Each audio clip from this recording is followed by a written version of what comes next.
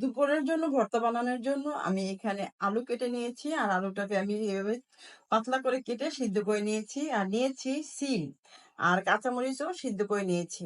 আর এটা একসঙ্গে আলু আর সিম আমি একসঙ্গে ভর্তা বানাবো। প্রথমে আমি 3টা শুকনো ঝাল দিয়ে দিচ্ছি, আর দিয়ে দিচ্ছি লবণ। লবণ দিয়ে আগে শুকনো ঝালটাকে ভালো করে আমি ভেঙে নিব।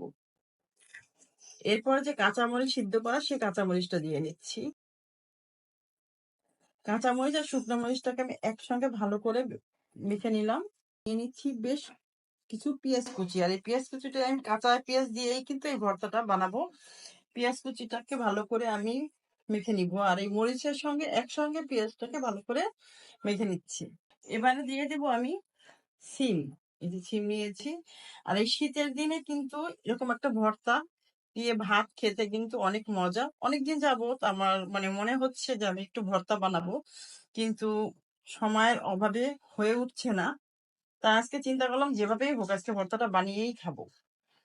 এবারে আলুগুলোও দিয়ে আমি একসঙ্গে সিম আলু সব একসঙ্গেই মেখে নিব। সিমটা কিন্তু আলাদা ভর্তা বানানো যায়, কিন্তু আলু দিয়ে একসঙ্গে ভর্তা বানালে খেতে অনেক মজা। এবার ভালো করে মেখে এবারে দিয়ে দিব আমি ধনেপাতা কুচি। এই যে শীতের দিনে বেশ ধনেপাতা বেশি করে দিয়ে ভর্তা বানিয়ে খেয়ে দেখবেন গরম ভাতের সাথে কি যে মজার। এবার সরিষার তেল দিব। সরিষার তেল দিয়ে দিচ্ছি। দিয়ে সব একসঙ্গে তেল সহই ভালো করে মেখে নিব।